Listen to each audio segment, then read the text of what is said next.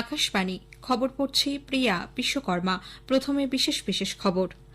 প্রাক্তন প্রধানমন্ত্রী অটল বিহারী বাজপেয়ীর জন্মশতবর্ষ উপলক্ষে প্রধানমন্ত্রী নরেন্দ্র মোদী আজ মধ্যপ্রদেশে একগুচ্ছ প্রকল্পের উদ্বোধন ও শিলান্যাস করেছেন। 10,000-এর বেশি প্রাথমিক কৃষি সমবায় সমিতি, দুগ্ধ ও মৎস্য সমবায় দেশবাসীর উদ্দেশ্যে উৎসর্গ করেছেন কেন্দ্রীয় সমবায় মন্ত্রী অমিত শাহ। ইপিএফওতে এবছর অক্টোবর পর্যন্ত 13,41,000 সদস্য যোগ দিয়েছেন। রাষ্ট্রপতি দ্রৌপদী মুর্মু আগামীকাল নতুন দিল্লিতে প্রধানমন্ত্রী রাষ্ট্রীয় বাল পুরস্কার প্রদান করবেন। আজ বড়দিন, কলকাতা সহ রাজ্যের বিভিন্ন অঞ্চল উৎসব মুখর। ভারত ও অস্ট্রেলিয়ার মধ্যে বর্ডার গাভাস্কার ট্রফি ক্রিকেটের চতুর্থ টেস্ট ম্যাচ আগামীকাল মেলবোর্নে শুরু হচ্ছে। আসছে বিস্তারিত খবরে।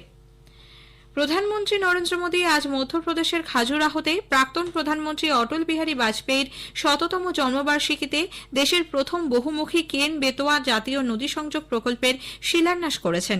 প্রধানমন্ত্রী দেশের প্রথম ওমকারেশ্বর ভাসমান সৌর প্রকল্পের উদ্বোধন করেন এবং 1153টি অটল গ্রাম সুশাসন ভবনের ভূমি পূজা করেন। প্রয়াত বাজপেয়ীর স্মরণে একটি ডাকটিকিট ও মুদ্রাও প্রকাশ করেন তিনি। অনুষ্ঠানে শ্রী মোদী বলেন, সুশাসন একদিনের অনুষ্ঠান নয়, এটি বিজেপি সরকারের পরিচয়। অন্যান্য দলের সরকারের সঙ্গে বিজেপি সরকারের তুলনা করার আহ্বান জানিয়ে শ্রী মোদী বলেন, বিজেপি সরকার সবসময় সুপ্রশাসন এবং প্রতিটি মাপকাঠিতে মানুষের প্রতি সমর্পণের জন্য দিন রাত পরিশ্রম করেছে। প্রাক্তন প্রধানমন্ত্রী প্রয়াত অটল বিহারী বাজপেয়ীর স্মৃতিচারণ করে তিনি বলেন, সুপ্রশাসন ও সুসেবার জন্য সর্বদাই অটলজি অনুপ্রেরণার উৎস। अटल जी की जयंती का ये पर्व सुशासन की, सुसेवा की हमारी प्रेरणा का भी पर्व है। देश के विकास में अटल जी का योगदान हमेशा हमारे स्मृति पटल पर अमिट रहेगा। हमारे लिए सुशासन दिवस सिर्फ एक दिन का कार्यक्रम भर नहीं है। गुड गवर्नेंस, सुशासन भाजपा सरकारों की पहचान है। জল বিতর্কের কারণ উল্লেখ করে শ্রী মোদী বলেন, আজ 7 দশক পরেও দেশের অনেক রাজ্যের মধ্যে জল নিয়ে কোনো না কোনো বিবাদ রয়ে গেছে। কংগ্রেস যখন পঞ্চায়েত থেকে সংসদে ক্ষমতায় ছিল তখন এই বিরোধগুলি সহজেই সমাধান করা যেত, কিন্তু কংগ্রেসের উদ্দেশ্য খারাপ ছিল, তাই তারা কখনো কোনো দৃঢ় প্রচেষ্টা করেনি।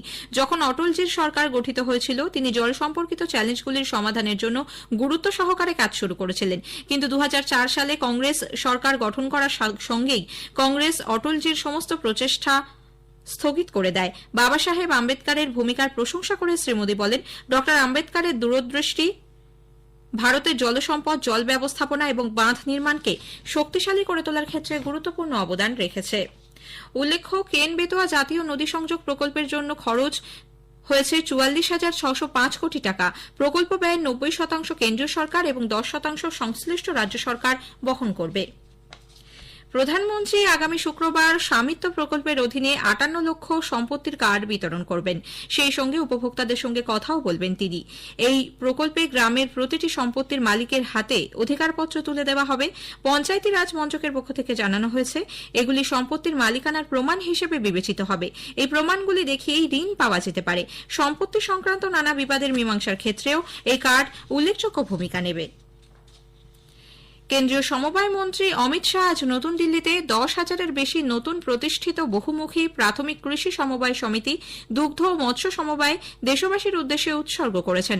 নতুন দিল্লির পুষায় আয়োজিত এক অনুষ্ঠানে শ্রী শাহ সমবায়ের জাতীয় সম্মেলনে নবগঠিত সমবায় সমিতিগুলিকে নিবন্ধিত শংসাপত্র, রূপে কিষাণ ক্রেডিট কার্ড এবং মাইক্রো এটিএম বিতরণ করেন। পঞ্চায়েতগুলিতে সহজে ক্রেডিট পরিষেবা প্রদান ও আর্থিক অন্তর্ভুক্তিকে উন্নত করার লক্ষ্যেই এই ব্যবস্থাপনা। এর ফলে গ্রামের মানুষ যেমন বিভিন্ন প্রকল্পের সুবিধা ভোগ করতে পারবেন, তেমনি দেশের অর্থনৈতিক অগ্রগতিতেও তারা অংশ নিতে পারবেন। শ্রী শাহ বলেন, দেশে যখন পরিকাঠামোকে গুরুত্ব দেওয়া হতো না, প্রাক্তন প্রধানমন্ত্রী অটল বিহারী বাজপেয়ী সেই সময় স্বর্ণিম চতুর্ভুজ মার্গের সূচনা করেছিলেন। সমবায় ক্ষেত্রকে আরো শক্তিশালী করতে প্রাথমিক কৃষি ঋণ সমিতি বা প্যাক্স এর গুরুত্বের কথাও তিনি তুলে ধরেন। हाशिए में पड़ी सहकारिता को अटल जी फिर से चर्चा में लेकर आए और आज अटल जी के जयंती पर ही हम 10,000 नए पैक्स, डेयरी और मत्स्य सहकारी समितियों का शुभारंभ कर रहे हैं। 19 सितंबर 24 को हमने एसओपी बनाई थी। आज 86 दिन में 10,000 पैक्स रजिस्टर्ड होने का काम हमारा समाप्त हुआ।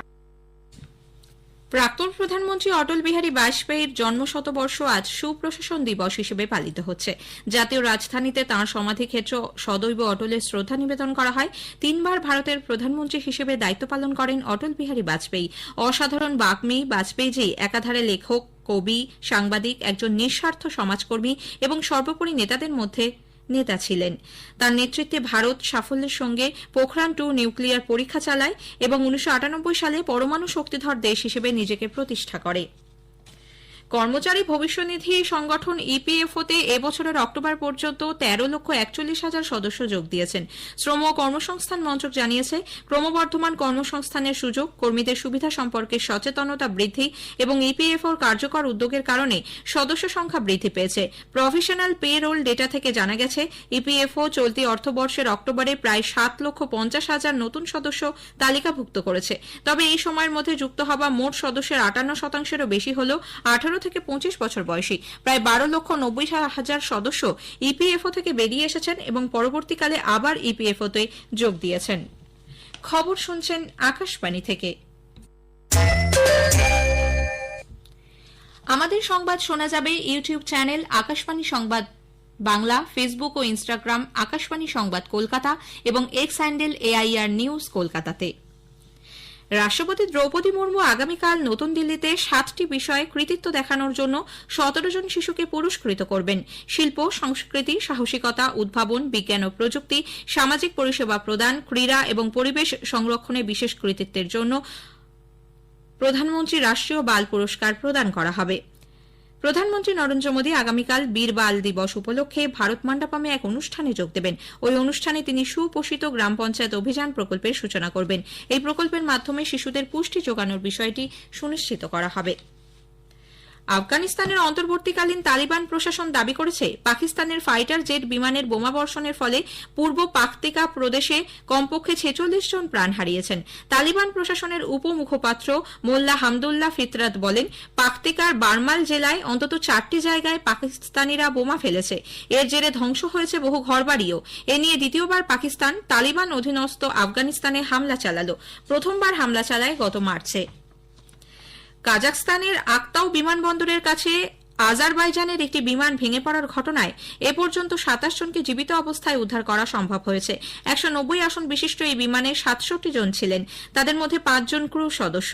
বিমানটি নির্দিষ্ট সময়ের 11 মিনিট আগে বাকু থেকে ছেড়ে রাশিয়ার গ্রজনির উদ্দেশ্যে রওনা হয়। আজারবাইজানের সংবাদ সূত্রে খবর, অত্যধিক কুয়াশা থাকায় এটি গ্রজনিতে নামতে পারেনি। পরে সেটিকে আক্তাউয়ের দিকে পাঠিয়ে দেওয়া হয়। সকাল 6:28 নাগাদ বিমানটি আক্তাউ বিমানবন্দরে জরুরি অবতরণ করার অনুমতি চায়। প্রাথমিক তদন্তে জানা গেছে, হয়তো বিমানটির সঙ্গে কোনো পাখির ধাক্কা লেগেছিল। আজারবাইজানের প্রেসিডেন্ট ইলহাম আলিয়েভ দ্রুত রুশ সফর বাতিল করে রাজধানী ফিরে আসেন। আগামীকাল গোটা দেশ জুড়ে একদিনের জাতীয় শোক পালন করা হবে বলে তিনি ঘোষণা করেছেন। পাসপোর্ট জালিয়াতি মামলায় পশ্চিমবঙ্গের উত্তর 24 পরগনার দত্তপুকুর থানা এলাকা থেকে এক অভিযুক্তকে পুলিশ গ্রেপ্তার করেছে। জাগুলিয়া অঞ্চল থেকে ধৃত মুক্তার আলমকে আজ আলিপুর আদালতে তোলা হলে 8 দিনের পুলিশ হেফাজতের নির্দেশ দেওয়া হয়। এর আগে 2021 সালে চুচুড়া থানার একটি মামলাতেও তাকে গ্রেপ্তার করা হয়েছিল। ধৃত মুক্তারের কাছ থেকে বেশ কয়েকটি এটিএম কার্ড, ভিন্ন নামে থাকা প্যান কার্ড বাজেয়াপ্ত হয়েছে। ভুয়ো পাসপোর্ট মামলায় এই নিয়ে 6 জনকে গ্রেপ্তার করা হল। বিপুল উৎসাহ উদ্দীপনার মধ্য দিয়ে আজ পালিত হচ্ছে বড়দিন।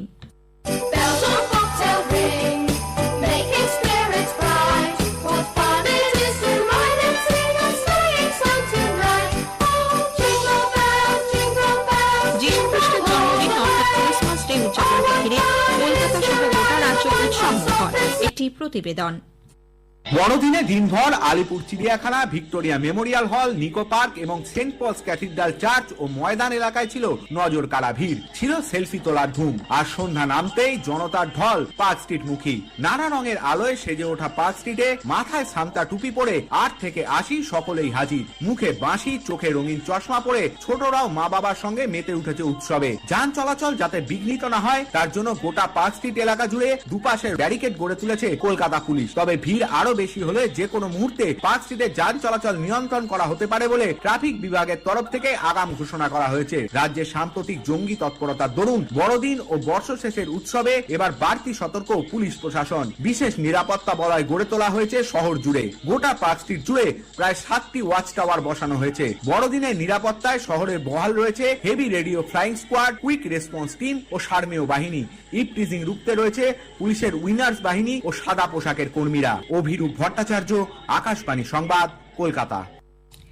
ভারত ও অস্ট্রেলিয়ার মধ্যে বর্ডার গাভাস্কার ট্রফি ক্রিকেটের চতুর্থ টেস্ট ম্যাচ আগামীকাল মেলবোর্নে শুরু হচ্ছে। খেলা শুরু হবে ভারতীয় সময় ভোর 5টায়। শেষ করার আগে খবরের বিশেষ কিছু অংশ আরও একবার। প্রাক্তন প্রধানমন্ত্রী অটল বিহারী বাজপেয়ীর জন্মশতবর্ষ উপলক্ষে প্রধানমন্ত্রী নরেন্দ্র মোদী আজ মধ্যপ্রদেশে একগুচ্ছ প্রকল্পের উদ্বোধন ও শিলান্যাস করেছেন। ইপিএফওতে এবছর অক্টোবর পর্যন্ত 13,41,000 সদস্য যোগ দিয়েছেন। খবর শেষ হলো।